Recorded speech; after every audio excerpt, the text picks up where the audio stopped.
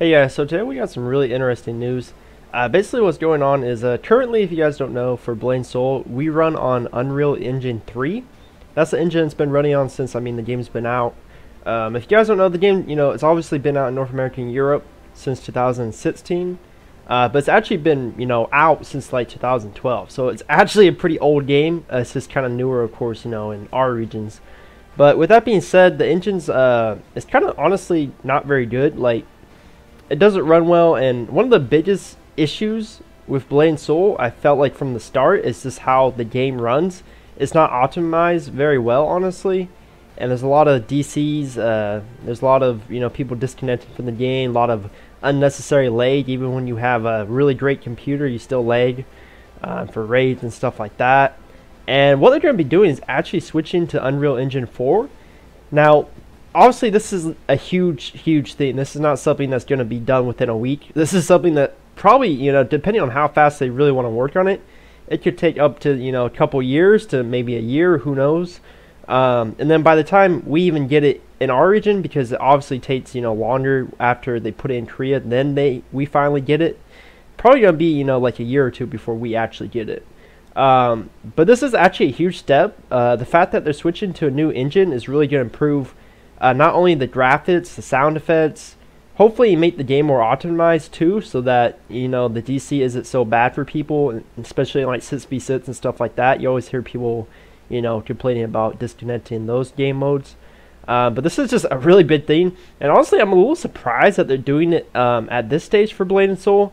I'm not saying that Blade & Soul for like North America and Europe is dead or anything, but it's definitely not, at a high peak point where I would like assume they'd be like, okay, now we're gonna put a whole new engine and make this game even way better than it already is.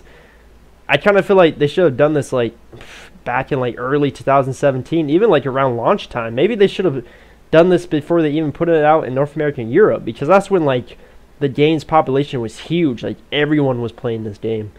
So I just find it a little weird that at this point they're doing it, because obviously it's not cheap to do. Like, it's a lot of manpower, a lot of money to switch to a whole new engine.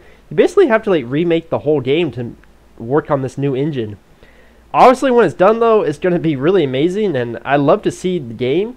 But I just like, with how NCSoft has been running this game for North America and Europe at least, I don't really know like how many players are going to really be playing within like a year or two if they keep going with the direction they've been going with all the horrible changes to the game.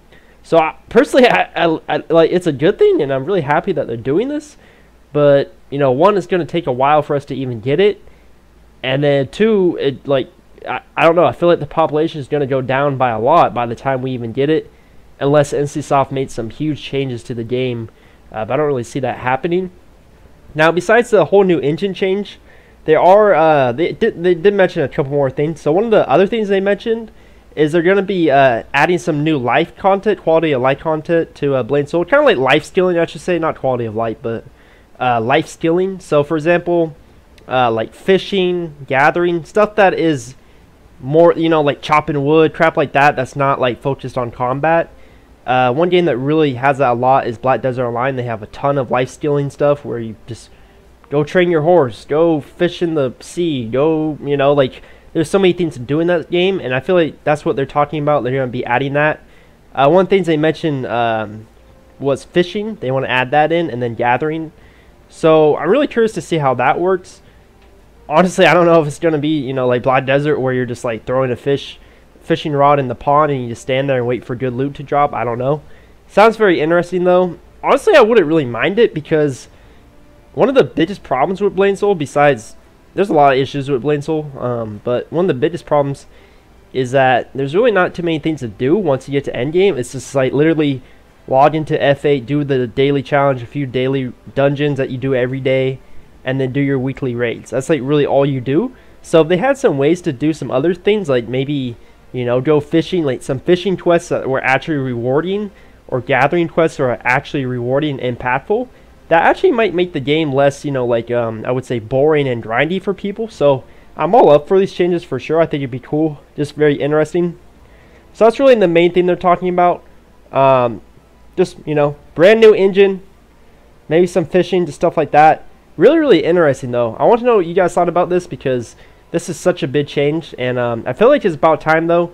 The game definitely is getting a little dated in the engine and everything like that, so let me know what you guys think about this big change, and I'll leave a link to the whole website that had all this info, and also the video that they released talking about you know, the engine changes, everything like that. So again, let me know what you guys think, and thank you guys for watching.